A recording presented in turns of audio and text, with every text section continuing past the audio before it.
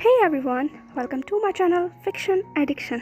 चलिए तो अपने ब्यूटीफुल नावल को शुरू करते हैं जिसका नाम है roses of snow. Last part हमने छोड़ा था जब सान और इबो फाइनली अपनी उस ब्यूटीफुल सी जर्नी को शुरू करने के लिए तैयार थे। अब उसके आगे फाइनली बोरा बोरा आइलैंड पर उनकी फर्स्ट जर्नी शुरू हो चुकी थी।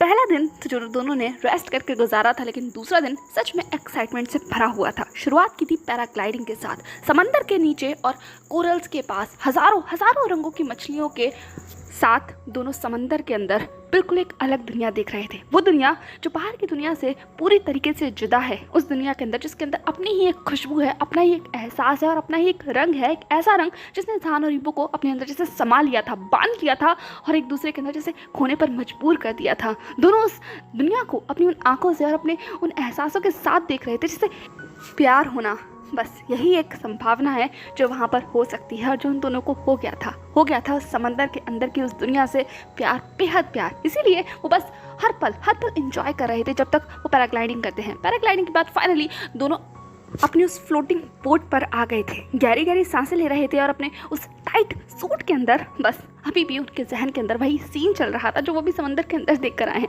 सान ने इबो को हाथ पकड़ते हुए कहा, गॉड दैट वाज अमेजिंग।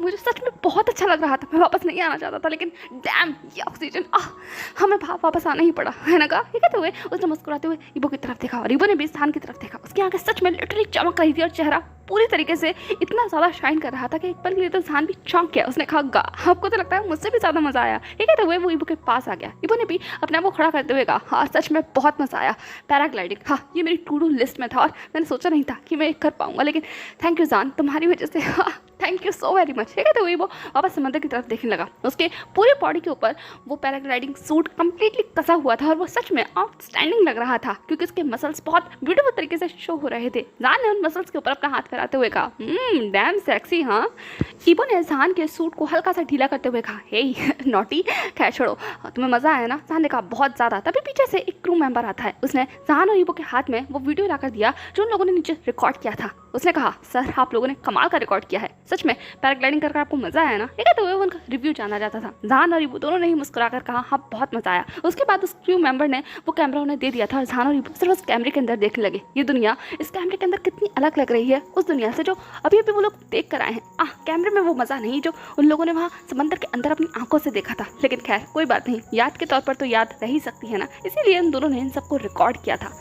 इसके बाद कुछ देर तक वो लोग ऐसे ही वहाँ पर मस्ती मजाक करते हैं, बोट के ऊपर इधर उधर की बातें करते हैं, समंदर को और ज़्यादा निहारते हैं। उसके बाद फाइनली टाइम हो जाता है लंच का। वहीं फ्लोटिंग बोट के ऊपर वो लोग लंच करते हैं और ज़्यादा व्यूज़ का एंजॉय करते हैं। इस तरीके से लगभग घड़ी के अंदर 2 बज गए थे और अब उनका नेक्स्ट डेस्टिनेशन था फाइनली वो सी को क्रॉस कर या यूँ कहो अपने उस प्राइवेट आइलैंड को क्रॉस कर बुरा बुरा के मेन आइलैंड के अंदर जाना, जहाँ पर और भी बहुत सारी चीज़ें हैं, स्पेशली बहुत सारी डेस्टिनेशन जिनके लिए पूरा बुरा आइलैंड फेमस है। उन सभी डेस्टिनेशन को एक एक कर चेकआउट करना। और दोनों ने मिलकर चेकआउट किया भी। माउंटेन पर ट्रैकिंग की, लोकल मार्केट में ट्रैवल किया, फूड्स को टेस्ट किया और भी बहुत सारी जगहों पर गए। और इसी तरीके से फाइनली आते आते पहला दिन गुजर गया था और पहला दिन सच में एग्जॉस्टिंग था क्योंकि आज उन लोगों ने बहुत ज़्यादा फन किया था। समंदर के ऊपर कम, समंदर के अंदर ज़्यादा। और थक कर जैसे ही वो लोग वहाँ रिजॉर्ट में पहुँचे, फाइनली खाना खाने के बाद वो बस सो गए थे क्योंकि सच में आज पूरा दिन बहुत ज़्यादा थकाऊ था। एडवेंचरस तो था लेकिन थकाऊ भी था। जान और इबो अपनी दुनिया में खो गए थे। इस तरीके से पहला दिन गुजर जाता है। अब होता है दूसरा दिन नई सुबह। इस बार डेस्टिनेशन थी वर्ल्ड के one of the greatest view को देखने की। और इस डेस्टिनेशन को देखने के लिए, इस व्यू को देखने के लिए उन्हें चढ़ना था एक पहाड़। उस पहाड़ का नाम था ओजीमानू, जिसके बारे में चर्चा हर जगह मिल जाएगी। अगर बुरा बुरा आइलैंड के बारे में ज़रा सा भी कोई रिसर्च करेगा तो ये चीज़ टॉप लिस्ट पर आएगी और सान की लिस्ट में भी टॉप ये होना ही था। इसीलिए सान और इबो ने हाथ पकड़ा और वो बस उस पहाड़ पर चढ़ना शुरू कर देते हैं।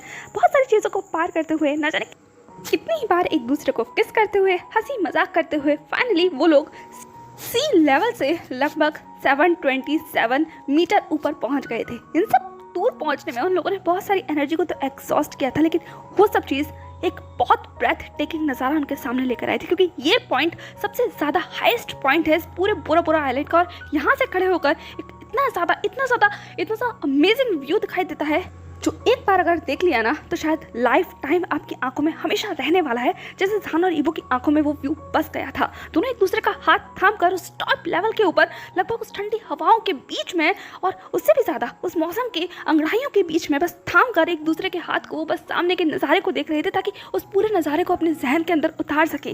वो नज़ारा शायद इतना खूबसूरत नहीं होता अगर उनके साथ उनका लाइफ पार्टनर नहीं होता। जिस तरीके से जहान के पास ईबो और ईबो के पास जहान, उन दोनों का साथ इस आइलैंड की इस ब्यूटी को और ज़्यादा बढ़ा रहा था। स्पेशली इस पॉइंट पर आकर जहान ने लगभग एक लंबी सांस लेते हुए कहा, आई लव दिस प्लेस का, इट्स ब्रेथ टेकिंग। ये तो वैसे ईबो की तरफ देखा और ईबो ने सिर्फ जहान को गले लगा लिया। वो भी बस सामने की तरफ देख रहा था और ये सब कुछ बस अपने माइंड के अंदर रजिस्टर करने की कोशिश कर रहा था। जहान की बढ़ी हुई दिल की धड़कनें और ऊपर से सामने का ये नज़ारा, बस ईबो को और शायद कुछ नहीं चाहिए था, कुछ भी नहीं, क्योंकि सब कुछ तो उसके हाथ में था, बिल्कुल वैसे ही जैसे जहान के हाथों में सब कुछ था। और अब इस पॉइंट पर पहुंचने के बाद एक किस ना हो, ऐसा कैसे हो सकता है? इसीलिए फाइनली इस पॉइंट पर और उस मस्ती के अंदर दोनों ने एक लॉन्ग लास्ट किस किया और वो किस सच में बहुत ब्रेथ टेकिंग था जहान और ईबो दोनों के लिए, क्योंकि वो मेल्टिंग था, फ्यूरियस था, हद से ज़्यादा रफ था, थोड़ा इंटेंस भी था, थोड़ा नॉटी भी था और थोड़ा वेट भी था। लेकिन कुछ भी हो, किस मज़ेदार था। जिस तरीके से जहान और ईबो के फेस के ऊपर वो एक्सप्रेशन मज़ेदार थे। कुछ देर तक दोनों बस वहाँ बैठते हैं ऐसे एक दूसरे की एम्ब्रेस में, बिना कुछ कहे हुए, बस एक दूसरे के साथ और एक दूसरे के पास। वक्त गुजरता है और अब ना चाहते हुए भी इस एक्सटेंट वॉल्केनो को छोड़कर अब नीचे उतरना ही था, जो जहान नहीं जाना चाहता था। लेकिन ईबो ने जहान का हाथ पकड़ते हुए कहा, हमें जाना तो होगा ही ना। जहान ने कहा, क्यों? ये नज़ारा सच में अच्छा है, क्या हम लोग एक दिन यहाँ रुक नहीं सकते? ईबो ने कहा, रुक तो सकते हैं, लेकिन फिर मत कहना कि बहुत सारी चीज़ें तुम्हारी टू डू लिस्ट के हिसाब से रह गई। जैसे ही ईबो ने ये कहा, जहान ने कहा, हाँ आपने ठीक कहा, चलिए चलते हैं, अभी हमें बहुत कुछ और देखना है, जैसे कि लैगूनोरियम।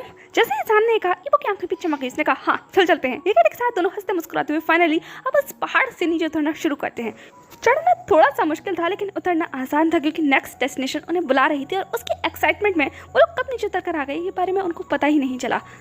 अब इतनी सारा वर्कलोड जो कर लिया था तो उसके लिए थोड़ा सा रेस्ट भी बनता था। तो रेस्ट करने के लिए वो लोग अपने रिजॉर्ट में डायरेक्ट वापस चले गए थे और उसके बाद वो लोग रेस्ट ही करते हैं और शाम को वहाँ नाइट लाइफ में वो लोग शामिल हो जाते हैं। सैकड़ों लोगों के बीच में अपनी मस्ती और अपनी धुन के अंदर नाचना शायद उस जगह की खासियत हो सकती थी, या फिर को उस नाइट लाइफ की। जिस तरीके से वहाँ पर सब लोग बस अपनी मस्ती में झूम रहे थे, इस बात की बिना परवाह किए हुए कि कौन किसको जानता है या कौन कहाँ से आया हुआ है, किसको फिक्र थी, सब अपनी ही मस्ती में थे। और यही तो उस जगह की खासियत थी कि कोई कहीं से भी आए, लेकिन जब एक डेस्टिनेशन पर आकर एक टूरिस्ट मिलता है ना, तो सब बस एक जैसे एक दूसरे के हो जाते हैं। और यही तो यहाँ हो रहा था। कितने सारे देश के लोग यहाँ पर थे, लेकिन किसको फर्क पड़ना था, क्योंकि बुरा आइलैंड ने सबको अपने अंदर समा लिया था और बस अपने अंदर ही खो दिया था। उसी सी पर सब लोग उस रेत के अंदर मस्ती कर रहे थे। म्यूजिक अपने शोबो शबाब पर बज रहा था, कुछ लोकल था, कुछ वेस्टर्न था, कुछ एशियन भी था, लेकिन सब कुछ जो भी कहो, हर चीज़ का कॉकटेल परफेक्ट था। इतना परफेक्ट कि जहान और ईबो बस इसमें खोकर रह गए। कभी एक दूसरे के साथ डांस करते तो कभी इंडिविजुअली, कभी एक दूसरे के ऊपर हंसते तो बस कभी एक दूसरे को बाहों में भरकर वो लोग बस स्लो मोशन में एक दूसरे की बॉडी के साथ खेलने लगते। और कुछ इस तरीके से फाइनली दूसरा दिन भी ढल गया था। अब शुरुआत होती है तीसरे दिन की, और तीसरा दिन जहान की टू डू लिस्ट का लगभग 3rd पॉइंट था, जो एक बार फिर से एक हाइकिंग थी, लेकिन इस बार माउंट हाइया पर। ये एक अमेजिंग हाइकिंग पॉइंट था और जहान बस एंजॉय करना चाहता था, इसीलिए वो लोग वहाँ पर हाइकिंग के लिए जाते हैं और फिर माउंट आया को वो लोग सबमिट करते हैं। सबमिट करने के साथ ही जैसे ही वो लोग नीचे उतरते हैं, इसके बाद उनकी नेक्स्ट पॉइंट है, को नेक्स्ट डेस्टिनेशन थी लोकल आर्ट म्यूजियम में जाना और वहाँ की आर्ट को स्टडी करना, देखना किस तरीके की आर्ट वो लोग वहाँ के लोकल कल्चर की तरफ से बाहर निकल कर आती है। उसके बाद लैगूनोरियम को जाना, न जाने कितने सारे अजीब व गरीब पोज के अंदर फोटोग्राफ्स खिंचवाना, और ये सब कुछ जहान का आइडिया था। वो ना लिटरली कितने सारे पोजेस में फोटोग्राफ खिंचा रहा था, उसका फोटोग्राफर वन एंड ओनली ईबो था। कभी कभी वो दोनों एक साथ भी फोटोग्राफ खिंचाते थे, और उन लोग जब एक साथ फोटो खिंचाते थे, न जाने कितने सारे लोग उनकी हेल्प करने के लिए आ जाते थे, क्योंकि जब आपके सामने इतना ज़्यादा अमेजिंग अट्रैक्टिंग कपल हो तो कौन पीछे रह सकता है हेल्प करने के लिए। तो वैसे ही लोग आ जाएंगे। जैसे कि जहान एक बार प्लीज किसी से कह दे तो लाइनें लग जाती थी और ईबो सिर्फ मुंह बनाता था, लेकिन जैसे ही जहान ईबो को थामता था तो बस ईबो के फेस पर स्माइल आ जाती थी और परफेक्ट पिक्चर उन लोगों के हाथों में होती थी।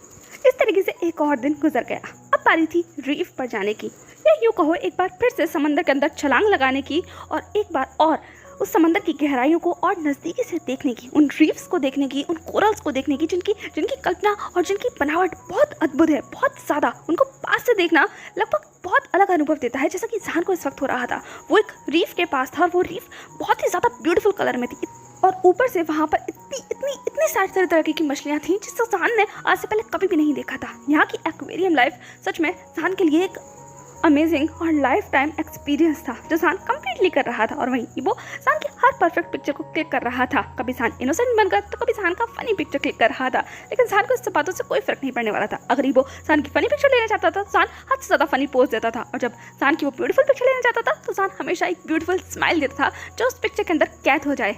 इस तरीके से कुछ और वक्त गुजरता है और अब सान और इबो एक दूसरे का हाथ थाम कर शायद इस बुरा बुरा आइलैंड की एक और सबसे फेमस जगह पर आ गए थे, और जो था मार्शिया बीच। वो बीच सच में ऐसा नज़ारा था जिस नज़ारे की कल्पना सान अगर शब्दों में लिखना चाहे तो नहीं लिख पाएगा, क्योंकि वो नज़ारा किसी शब्दों में कैद हो ही नहीं सकता। और आंखें तो बस उसे देखकर चौंक गई थी, चौंधिया गई थी। बस वो इबो का हाथ कस कर पकड़ कर ये यकीन दिलाने की कोशिश कर रहा था खुद को कि ये सब कुछ सच है, ये सब कुछ सच में सच है। इबो ने सान का हाथ पकड़ा और वो बस उस सफ़ेद रेत के ऊपर चलने लगे, अपने कदमों के छाप को बनाते हुए। सान बस इबो के कदमों को देख रहा था और इबो सान के कदमों को, दोनों का हाथ बस कस कर पकड़ा हुआ था। सान ने कहा, गा ये तो अमेजिंग है यार, ये कितना ब्यूटीफुल है। इबो ने कहा, सच में बहुत ब्यूटीफुल है। लेकिन तो वो बस सामने की तरफ देखने लगे। तभी सान का ध्यान किसी कलरफुल चीज ने खींच लिया था। सान ने इबो को हाथ पकड़ा और उसे खींच कर वहीं पर ले गया। वहाँ पर एक लोकल शॉप थी और वहाँ के शॉप वेंडर एक बहुत ही ब्यूटीफुल सी एक्सेसरीज को सोल्ड कर रहे थे, जो शायद वहाँ की लोकल एक्सेसरीज होगी। सान ने कहा, गा मुझे ये चाहिए। इबो ने कहा, ये क्या है? ये कहते हुए इबो भी वहाँ पर आ गया था। वहाँ पर कलरफुल थ्रेड्स के साथ बीड्स की ज्वेलरी बन रही थी, जो वहाँ की शायद लोकल या ट्रेडिशनल आर्ट का कुछ फ्यूजन था। आप उसको अपनी मर्जी के हिसाब से कस्टमाइज करवा सकते थे, या चाहे तो उस बीट्स के अंदर अपने फेवरेट इनिशियल्स भी लिखवा सकते थे। सान ने इबो को हाथ थामते हुए कहा, गा मुझे ये चाहिए, मुझे ये चाहिए, मुझे इसका एक बैंड बनवाना है। इबो ने कहा, ओके एक मिनट रुको, मुझे पूछने दो। ये कहते हुए इबो वहाँ के लोकल वेंडर से बात करने लगा, और जब जैसे जैसे उन चीज़ को समझा वो सान की तरफ बहुत क्यूरियस आई से देखने लगा, जैसे कि उसके दिमाग में कुछ चल रहा हो। वही सान अभी भी अपनी नजरों को टिकाए हुए उस इनिशियल्स को करते हुए देख रहा था, छोटी छोटी बीट्स के ऊपर।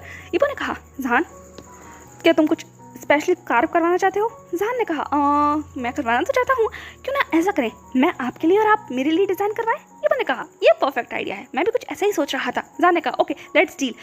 तो मैं आपके लिए बनवाता हूँ और आप मेरे लिए बनवाइए, ठीक है? इसके बाद हम लोग 10 मिनट के बाद यहाँ पर मिलेंगे, या फिर जितना भी टाइम ये लोग लेंगे। ओके मैं जाता हूँ। ठीक है, तो सान फाइनली इबो को बाय बोलता हुआ एक वेंडर के पास पहुँच गया था। वो लिटरली किसी बच्चे की तरह भाग रहा था, और उसकी आंखों की एक्साइटमेंट लिटरली इबो के फेस के ऊपर एक ब्रेथ टेकिंग स्माइल को ले आई थी। इसके बाद वो भी एक वेंडर के पास चला जाता है, और अब शुरू होता है दोनों का ही अपने अपने इनिशियल्स का या अपने अपने डिफरेंट टाइप के उस ऑर्नामेंट को बनवाने का। देखते हैं कौन किसके लिए क्या बनवाता है। लगभग आधे घंटे के बाद दोनों अपनी अपनी जगह पर लौट आए थे। दोनों के हाथों में दोनों का परफेक्ट गिफ्ट था। सान ने कहा, दिखाइएगा आपने क्या बनवाया है? इबो ने कहा, पहले मैं नहीं, पहले तुम दिखाओ, तुमने क्या बनवाया है? ये कहते हुए उसने अपनी मिस्टीरियस आइज के साथ डिमांड की, और फिर सान ने भी अपनी एक स्माइल देते हुए फाइनली अपनी मुट्ठी को खोल दिया था। और जैसे उसने अपनी मुट्ठी को खोला, इबो की आंखें लगभग सान की मुट्ठी पर गड़ गई थी। उसके हाथ में एक बैंड था, जिस बैंड के ऊपर कुछ इनिशियल स्कार्फ थे, जिन पर बहुत ही ब्यूटीफुली लिखा हुआ था, part of my soul, thread of my love. जैसे ही इबो ने पढ़ा उसकी आंखें चमक गई। इसने कहा, ये तो अमेजिंग है। ठीक है, तो वो उसे देखने लगा। सान ने कहा, ये अमेजिंग नहीं है, इसके पीछे और भी कुछ लिखा हुआ है। इबो ने कहा, वो क्या है? सान ने अब उस बैंड को उल्टा कर दिया था, तो उस इनिशियल्स के नीचे यानी कि उस बीट्स के नीचे भी कुछ सीक्रेट मैसेज लिखा हुआ था। इबो ने उसको बहुत ध्यान से पढ़ा। एक एक बीट पर सान ने अपना नाम क्रेव कराया हुआ था, नहीं सिर्फ अपना नाम, उसने इबो का नाम भी वहीं कार्व करवाया हुआ था, और वो भी बहुत ही ब्यूटीफुल हैंड राइटिंग में। और वो हैंड राइटिंग इबो को पहचानना मुश्किल नहीं हुआ। वो जानता था ये हैंड राइटिंग किसकी है, और ये किसी और की नहीं बल्कि सान की थी। इबो ने कहा, क्या तुमने? सान ने कहा, हाँ ये मैंने कार्व किया है। मुझे थोड़ी प्रॉब्लम हुई, लेकिन मैं सीख गया। मैंने थोड़ा सा अजीब मैसी राइटिंग में लिखा है, लेकिन आपको हमेशा याद रहेगा। इस पर मैंने अपना नाम लिखवाया, साथ ही आपका भी। देखिए अच्छा है नहीं? ठीक है, तो सान दिखाने लगा, और इबो सिर्फ एक बार उस बैंड को और दूसरी बार सान को देख रहा था।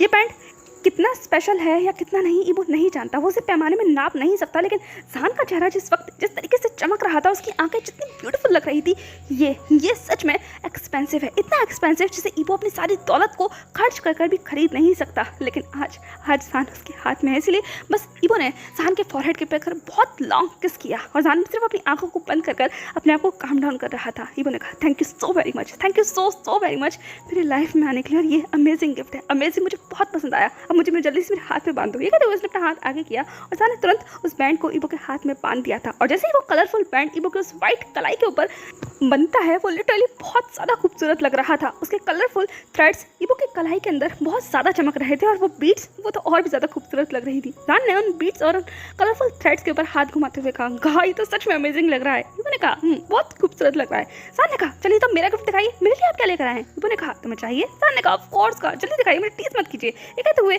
वो पाउट करने लगा। इबो ने कहा ओके ओके दिखाता हूँ। ये कहते हुए उसने अपनी उस शर्ट की पॉकेट के अंदर से अपना फाइनली गिफ्ट निकाल लिया था। जान सोच रहा था इबो ने ज़रूर कुछ गले में पहनने के लिए या फिर हाथ में बांधने के लिए बनवाया होगा, लेकिन उसका अंदाज़ा एकदम से गलत हो जाता है जब इबो एकदम से अचानक जान के पैरों में झुक जाता है। जान ने कहा गा। इससे पहले वो कुछ कह पाता इबो ने तुरंत जान का एंकल पकड़ लिया था और उसने इतना टाइट पकड़ा था कि जान की सांसें थम के रह गई। उसने कहा गा आप क्या कर रहे हैं। ये कहते हुए वो इबो की तरफ देखने लगा, लेकिन इबो ने तुरंत अपने उस बैंड को या यूँ कहो जो भी उसने कुछ बनवाया था वो जान के उस एंकल में बांध दिया। जान लिटरली इबो को शॉक होकर देख रहा था। सच में इबो का अलग ही ऑब्सेशन है उसके पैरों के साथ, स्पेशली उसके टो और उसके एंकल के साथ। जान ने कहा गा आपने यहाँ के लिए बनवाया है। इबो ने कहा क्यों, तुम्हें कोई प्रॉब्लम है। ये कहते हुए उसने जान की तरफ देखा। जान ने कहा नो मुझे कोई प्रॉब्लम नहीं है, लेकिन सच में आपको मेरे टो से कुछ ज़्यादा ही ऑब्सेशन हो गया है कि आपको मेरे पैर इतनी ज़्यादा पसंद है। ये कहते हुए जान अपने पैरों को कर्ल करने लगा। इबो ने हंसते हुए कहा हाँ कुछ ज़्यादा ही, अगर मैं भी इस वक्त अपने उस लॉज में होता तो सच में तुम्हारे पैरों पर किस कर लेता। ये कहते हुए उसने जान को एक मिस्चीवियस लव विंक दिया। जान ने कहा गा। ये कहते हुए उसका पूरा फेस एम्बैरेसमेंट से पिंक हो गया था और वो बस इधर उधर देखने लगा, कहीं कोई उनकी तरफ देख तो नहीं रहा। लेकिन जान का बैड लक था क्योंकि बहुत सारे लोग लिटरली उन दोनों की तरफ देख रहे थे और ना ही सिर्फ देख रहे थे, उनकी वीडियो में शूट कर रहे थे। जान ने कहा गा कितने सारे लोग हमें देख रहे हैं। इबो ने कहा क्या फर्क पड़ता है, तुम अपना ये पैंट देखो, तुम्हें पसंद आया ना। ये कहते हुए वो जान के पैरों के ऊपर लगो अपने हाथों को सहलाने लगा और जैसे जैसे इबो जान के पैरों को टच कर रहा था, जान का वो सेंसिटिव पॉइंट एक बार फिर से एक्टिव हो गया था। लेकिन उसने अपनी सारी उस एम्बैरेसमेंट को दूर करते हुए कहा मुझे देखने से तुझे आपने क्या करवाया है। ये कहते हुए जान भी वहीं झुक गया था और वो बस उस बैंड की तरफ देखने लगा और जैसे उसने उसे पढ़ा लिटरली जान की आंखें चमक गई। उसने कहा वाओ दैट वाज अमेजिंग। हाँ ये आपने क्या लिखवाया है। ये कहते हुए वो पढ़ने लगा शक्ल of my love and print of my heart. जैसे ही जान ने पढ़ा उसकी आंखें चमक गई और हल्की सी इमोशनल भी हो गया। उसने कहा गा it was amazing, it's a amazing message.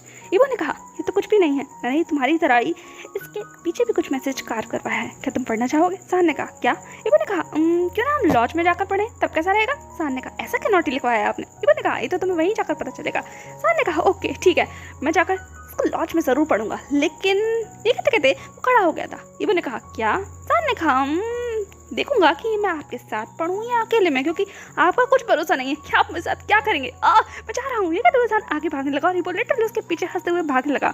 लेकिन जान के पैरों में वो सच में बहुत ब्यूटीफुल लग रहा था। वो कलरफुल सा बैंड, ये कहो वो कलरफुल सा एंकलेट जान के पैरों में सच में चमक रहा था और इबो के हाथों में दोनों बस भाग रहे थे उस ब्यूटीफुल वाइट रेत के ऊपर एक दूसरे की हंसी और मुस्कुराहट को सुनते हुए। फाइनली कुछ और समय गुजरता है और अब वक्त आ गया था स्कीइंग का। इबो बिल्कुल तैयार था अपने उस ब्यूटीफुल से ब्लैक अटायर के अंदर, उस सूट के अंदर। इबो लिटरली बहुत गॉर्जियस लग रहा था और जान सिर्फ उसे अजीब सी निगाहों से देख रहा था। जान ने कहा गा मुझे ये नहीं आती। इबो ने कहा मैं तो तुमसे कहा था तुम सीख लो, लेकिन कोई बात नहीं मैं कर कराता हूँ और तुम बस मुझे यहाँ बैठकर एंजॉय करना। जान ने कहा सच में। इबो ने कहा यहाँ बैठकर एंजॉय करो, मैं बस अभी आता हूँ। जान ने कहा ओके तो आप एंजॉय कीजिएगा, मैं जब तक जूस लेकर आता हूँ। ठीक है तो जान वहीं जूस लेकर चला गया था और इबो उस स्केट बोर्ड के साथ फाइनली स्कीइंग करने के लिए जा चुका था। इबो तो फुल टू मजे कर रहा था उस समंदर के अंदर उस अटखेलियों के साथ खेलता हुआ। वो सच में गॉर्जियस भी लग रहा था, बिल्कुल सी बेबी की तरह ब्यूटीफुल भी लग रहा था। वहीं उसके उलट वो हॉट एंड हैंडसम हंक भी लग रहा था। इतनी सारी चीज़ों का मिक्सचर आखिर एक इंसान कैसे लग सकता है। और उसे देखकर साथ लिटरली किसी बच्चे की तरह हंस रहा था। वो बस स्टूल पर बैठकर इबो को एंजॉय करता हुआ देख रहा था। लेकिन अचानक से पीछे से एक शख्स की आवाज़ आती है। वो ग्लैमरस सी हॉट लेडी थी जिसने जान के पास ही सीट ले ली थी। वो भी अपनी ड्रिंक एंजॉय कर रही थी और यूँ कहो इबो को एंजॉय कर रही थी। ये चीज़ जान को थोड़ी देर बाद एहसास होता है जब उस लेडी ने कहा सच अ गॉर्जियस मैन। जैसे ही जान ने सुना उसने अपनी निगाहों को घुमाकर उस लेडी की तरफ किया जिसने बहुत ही ब्यूटीफुल तरीके से नियॉन कलर की बिकनी पहनी हुई थी और साथ ही अपने वेस्ट के अराउंड एक पर्पल कलर का स्कार्फ बांधा हुआ था। जान ने पहले तो उसे ऊपर से नीचे तक चेकआउट किया, उसके बाद उसने अपना गला साफ करते हुए कहा किसके बारे में आप बात कर रही हैं। बाकी वो समझ तो गया था जिस तरीके से वो इबो को देख रही थी इस चीज़ जान को बिल्कुल भी अच्छी नहीं लगी। उस लेडी ने कहा ऑफ कोर्स उस हैंडसम हंक की।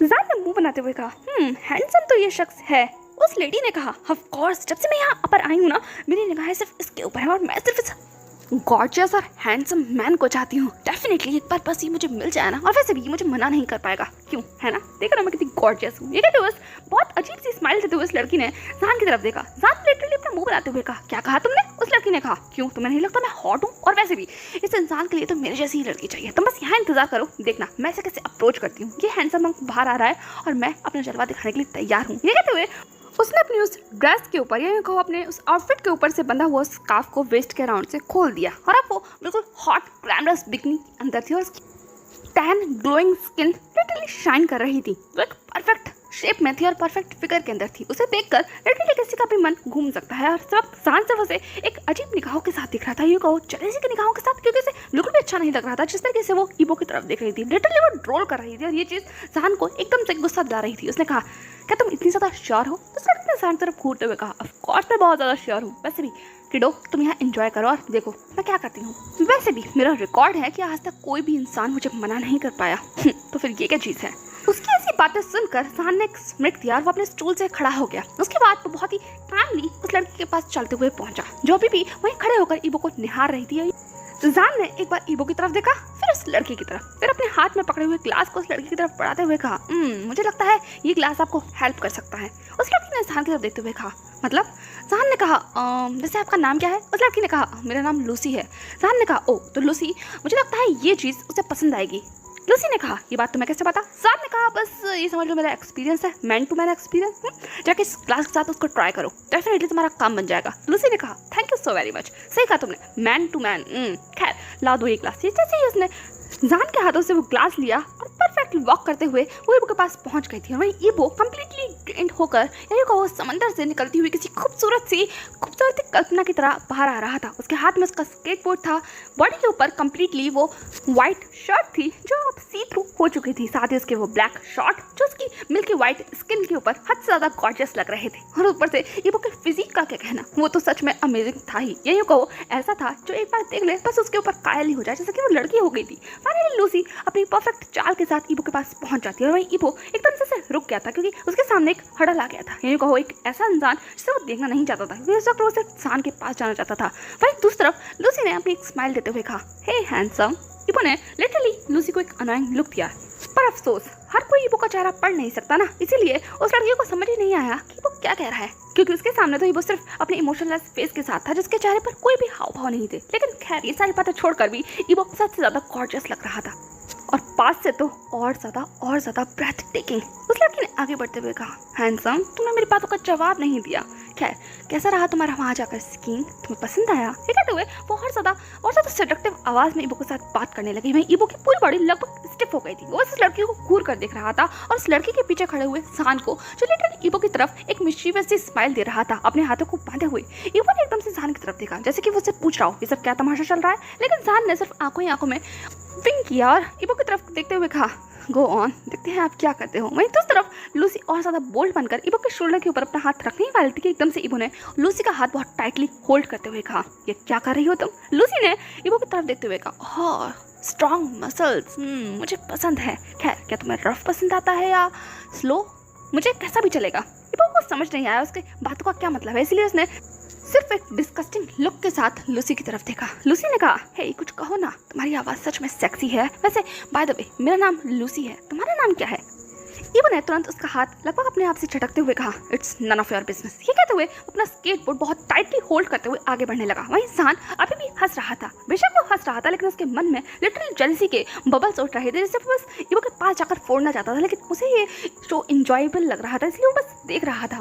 वहीं लूसी जो अपना इतना ग्लैमरस और इतना ज़्यादा हॉट अवतार ईबो को दिखा रही थी, उसे उम्मीद नहीं थी कि वो इस तरीके से उसे क्रॉस कर चला जाएगा, इसीलिए उसने मुंह बनाते हुए कहा, हे मैं तुमसे बात कर रही हूँ, क्या तुम मुझे कोई जवाब नहीं दोगे?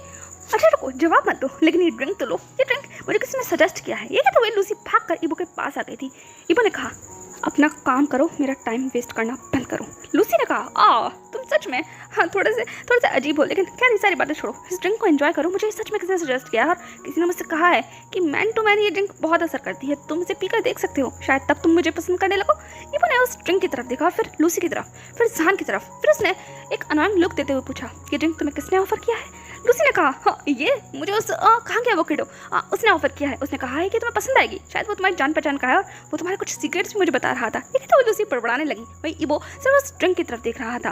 वो पीना कोलाडा थी विद एक्स्ट्रा लाइम। ईबो ने कहा, लाओ मुझे ये दो। लूसी ने कहा, तुम सच में पीना चाहते हो? लो टेस्ट करो, मुझे पता है तुम्हें पसंद आएगी। ये कहते हुए लूसी सिर्फ हंस रही थी और वहीं ईबो सिर्फ उस ग्लास की तरफ घूर कर देख रहा था। फिर उसने उस ग्लास से एक सिप लिया, लेकिन उसकी निगाहें सिर्फ एक ही शख्स के ऊपर थी और वो था शान। वहीं शान लिटरली अपने आप में एक शिवर महसूस करता है जब उसने देखा कि ईबो ने लूसी का दिया हुआ ग्लास पी लिया। वो सच में जल फूट गया था। उसने अपने मन में कहा, गॉड, मैंने आपसे ये उम्मीद नहीं की थी, क्या आप भी इसके साथ फ्लर्ट करना चाहते हैं?